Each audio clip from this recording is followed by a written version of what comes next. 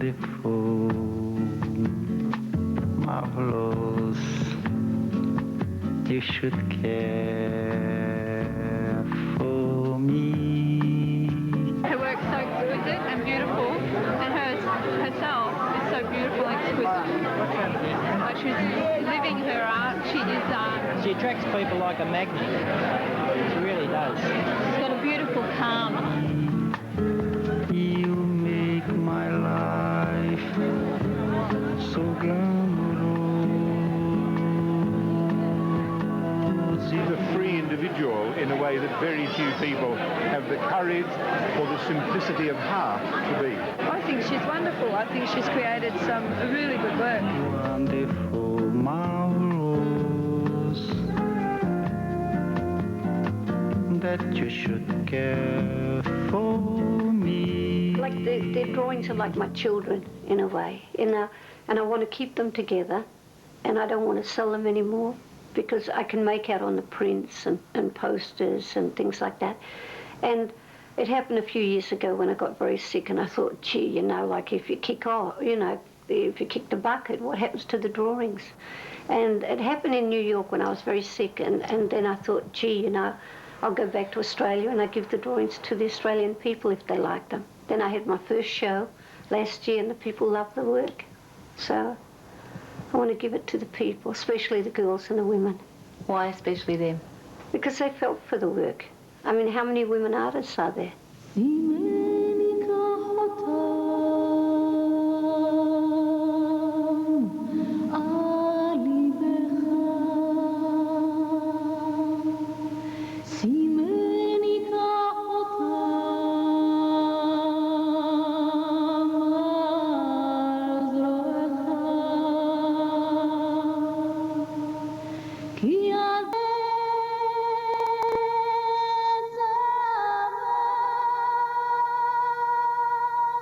It's called Nanilla, and it's supposed to be a young girl. And in Naples, when a young girl dies young, they put a carnation in her mouth. Oh. When they lay her out. It's very beautiful. You see here's a Vesuvio and a little Madonna and the foxes. And a lot of people like this one. This is Mum, and that's her on her wedding day. And you can see she looks like a little fox, you know, a cornered fox, you know. But Frightened. She was very beautiful. I loved her very, very much. And she was a beautiful violinist, and of course she got married, and then all the dreams flew out the window. It's just one of those things. I decided to go to Paris, you know. Oh, well, in those days, you wanted out of here, baby, let me tell you. Sous le ciel de Paris s'envole une chanson.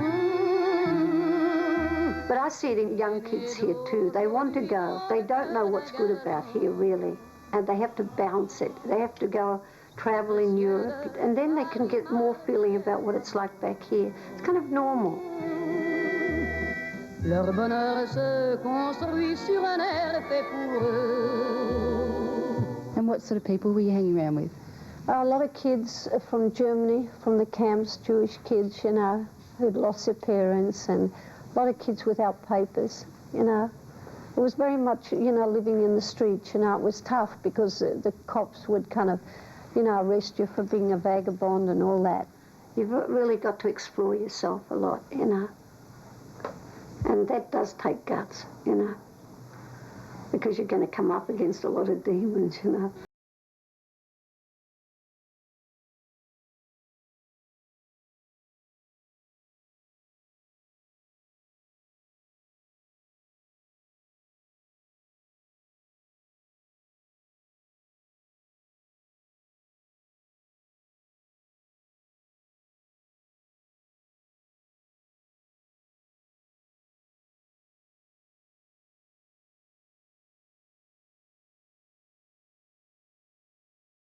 You know, like, I don't know what people were doing in the 60s. I haven't got a clue. I was just trying to get back on my feet again. I was living then in the valley. I was out of it. I was out of circulation.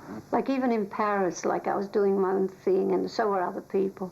There was no, I've never liked cliques or movements or anything like that.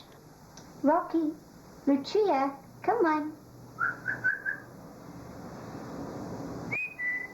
Well, like, I'm an artist, love, so my thing is I draw.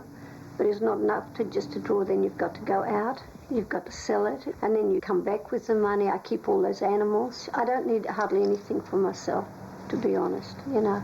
I'm not interested. And in that way, it's great to have those animals because that keeps me going, you know what I mean? It's just simple, you know.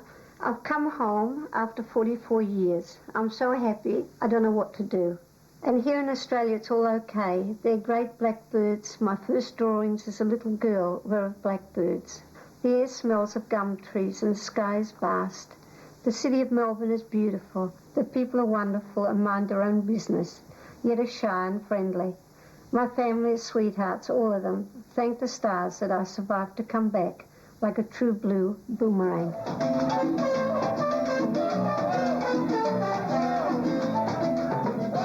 I feel a bit like a shooting star. That's why I like doing my thing 100%, you know, and kind of just shoot, you know, go for it, and then who cares, you know.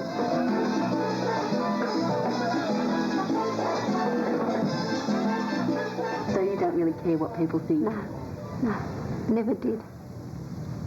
Is that hard? Is it hard to have an attitude like that, do you think? No, you just don't care.